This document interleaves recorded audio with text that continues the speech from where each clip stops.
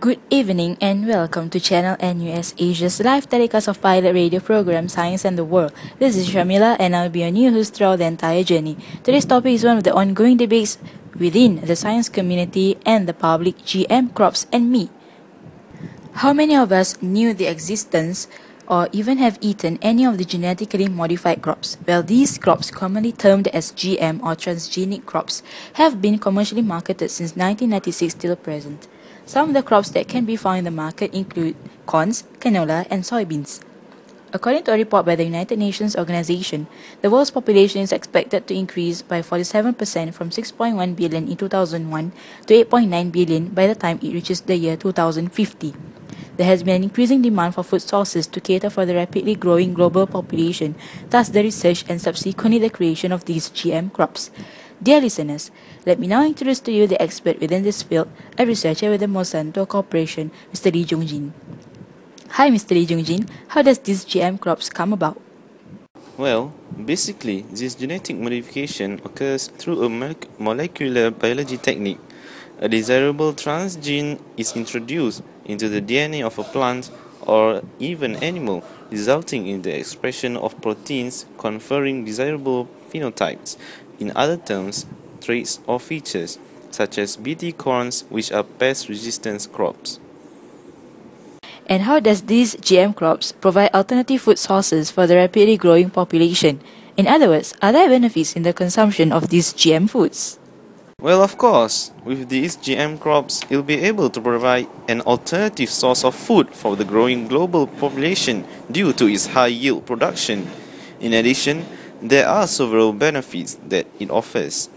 These crops are engineered or modified in such a way that it contain better nutritional contents, such as reduced levels of saturated fats and enhanced levels of antioxidants, and resistant to herbicides and pesticides, hence reducing the impact on the environment like soil erosion and decreased human labor and machinery.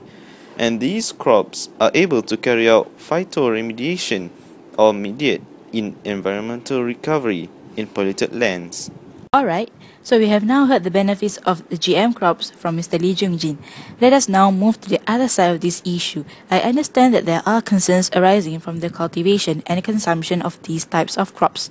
Well, mostly the consumption part. What do you have to say about this, Ms. Nadia Senros? And Ms. Nadia represents the environmentalists for the local NGO.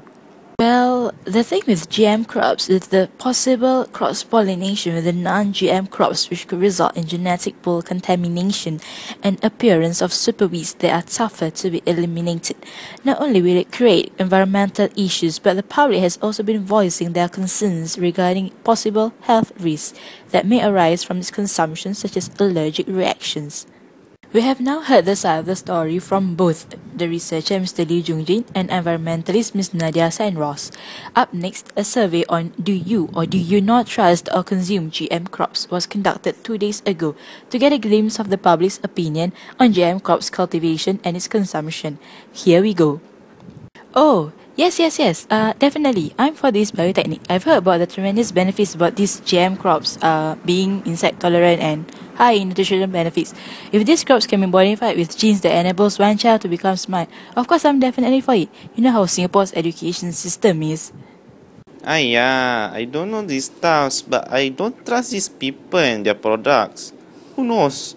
Right now I may be healthy, but after eating such food and I fell in cancer and die, who wants to pay me?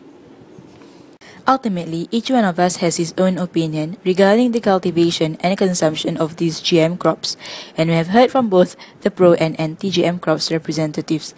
Hence, it is wise that each of us consider both the benefits that these crops have to offer as well as the risk it may pose before making a wise decision on the choice of food available. So listeners, the choice is in your hands. Make a wise one, and if any of you have any queries pertaining to today's topic, GM crops and me, email it to us at channelnusasia@edu.sg. It is a regret that today's session is a short one. But good news to our listeners out there, we'll continue this topic tomorrow.